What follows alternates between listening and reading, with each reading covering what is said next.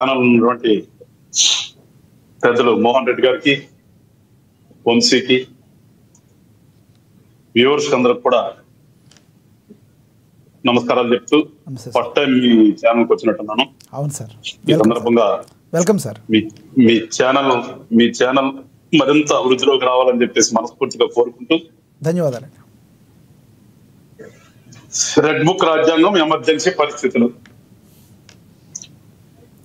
పోలీసులకి రాజకీయ నాయకుల లేదా కూటమి చంద్రబాబు నాయుడు కాళ్ళకి మడుగులు వచ్చేటటువంటి పోలీసులు రోడ్డులతో వేసి రానివ్వకుండా ఆపి ప్రయత్నం, బావిలో దూకి చనిపోవాలి.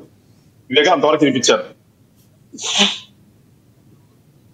ఇప్పుడు నిన్న మొన్న 2 రోజుల క్రితం ఆయన వాళ్ళ పిఎస్సి మీటింగ్ పెట్టుకుని పిఎస్సి మీటింగ్ లో ఏదో యాప్ ఇస్తున్నానని చెప్పి ఉన్నాడు. మీరు కూడా విని ఉంటారు, ప్రజలందరూ ఉన్నారు, మీరు కూడా చూసుకుంటారు దాన్ని. ఏంటి యాప్ అది? మీకు యాప్ క్రియేట్ చేస్తున్నాం, మీరు ఆ యాప్ లో అన్ని కూడా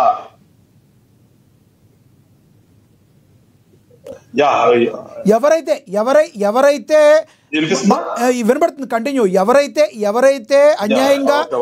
ఎవరైతే మమ్మల్ని అన్యాయంగా కార్యకర్తల్ని హింసిస్తారో అవన్నీ యాప్ లో పొందుపరచండి, ఆ తర్వాత చూద్దామని చెప్పారు ఆయన.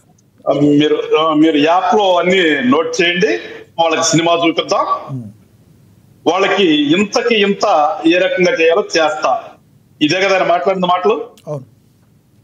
మరి రెడ్ బుక్ రాజ్యాంగం అని చెప్పేసి మాట్లాడినటువంటి ఈ పెద్ద మనిషి రెడ్ బుక్ తీసుకొచ్చారు, దాంట్లో నోట్ చేశారు అని చెప్పేసి దాన్ని క్రిటిసైజ్ చేసేటువంటి ఈ పెద్ద మనిషి మరి నేను ఒక యాప్ పెట్టాను, మళ్ళా మీరు రాసి పెట్టండి, అందరి సంగతి తెలుస్తానని చెప్పేసి ఎట్లా మాట్లాడతారండి?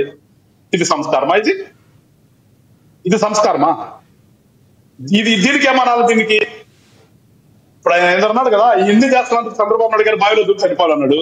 మరి దీన్ని ఏమంటారు? దీన్ని ఇంకనే పాపం జగన్మోహన్ రెడ్డి గారు ఎప్పుడైనా గమనించండి, మీరు ముఖ్యమంత్రిగా ఉన్నప్పుడు కానీ ఇప్పుడు కానీ ఆయన ఏం మాట్లాడుతాడో తెలియదానికి. పక్కన చేతిలో పేపర్లు పెట్టుకున్నాడు కదా, పాపం వాళ్ళు ఎవరో రాసిస్తారు అక్కడ, సలహాదారులు చాలా మంది పెట్టుకున్నారు కదా, స్క్రిప్ట్ రాయడానికి ఒకడు, ఈ రకంగా హావభావాలు చూపించాలని చెప్పి ఒకడు, ఇలా చాలా మందిని పెట్టుకున్నాడు.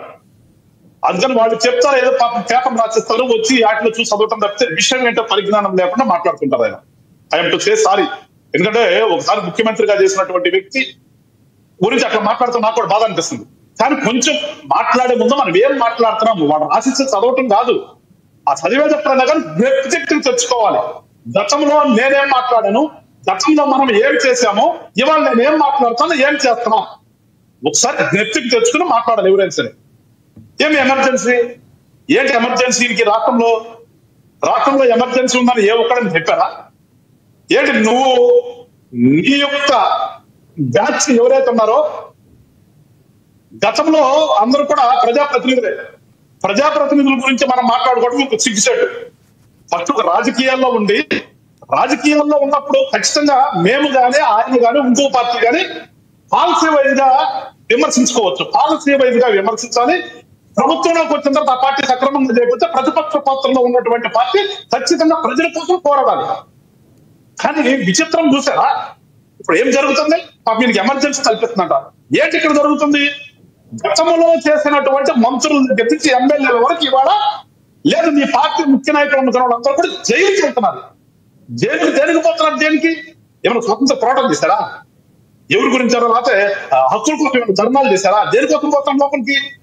అందరూ కూడా అవినీతి కేసుల్లో ఇరుక్కుని, దొంగతనం కేసుల్లో ఇరుక్కుని లోపల పోతున్నారు. వీళ్ళందరూ కూడా సిగ్గుపడాలి. పక్కన మన రాజకీయ నాయకులను చెప్పుకోవడానికి ఒక సిగ్గుండాలి. ముందు సరిపోతుంది. తర్వాత అసలు మనం ఎవరి దగ్గరికి పోతున్నాం, ఎవరిని పలకరించలేకపోతున్నాం, వాళ్ళు చేసినటువంటి ఏంటి, వాళ్ళు చేసిన ఘనకార్యాలు ఏంటి, మనం జైలుకి వెళ్ళి పరామర్శిస్తున్నాం. నేను ఒక ఎక్స్ సీఎం హోదాలో మాకు ఏమన్నాడు? సెక్యూరిటీ కల్పించండి, నాకు హోదా ఇవ్వండి, నాకు వసతులు కల్పించండి అని అడిగినటువంటి పెద్ద మనిషి ఎవరు పలకరించడానికి పోవడానికి ఆ వసతులు కల్పించాలి.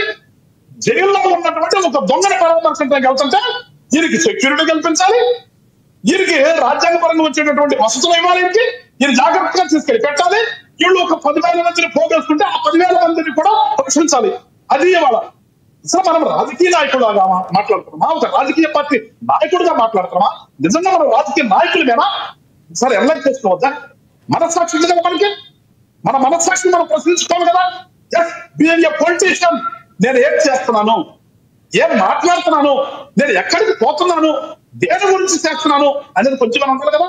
రోడ్లు తవ్వేశామా, ఎంత సిగ్గుమంది మాట్లాడేది. గతంలో మీరు రోడ్లు లేకుండా చేసి ఇష్టానుసారంగా నాశనం చేస్తే మేము వచ్చే దగ్గర నుంచి మాకు ఈ 15 ఏళ్ల కాలంలో అన్ని సార్లు రోడ్లు వేస్తే మేము వెళ్తుంటే ఈ రోడ్లు తవ్వేస్తారంట. ఈయనకి 2000 మంది పోలీసులు పెట్టారు. మా కోసం, దేనికోసం? నీ గతంలో చూసాం కదా, నీ హెలికాప్టర్ చుట్టూతా నీ మందిరందరిని కూడా పెట్టుకుని ఏం చేయాలని ప్రయత్నం చేశా. నీ హెలికాప్టర్ చుట్టూతా, హెలికాప్టర్ మనుషులు పోలీస్తారు ఎవరన్నా ఎప్పుడైనా చూసామా గతంలో? కానీ మొత్తం నేను హెలికాప్టర్ దగ్గర పెట్టుకుని నా హెలికాప్టర్ పాడైపోయింది, నేను కారులో వెళ్తానని చెప్పి వెళ్తే అది కేసు అయింది కదా.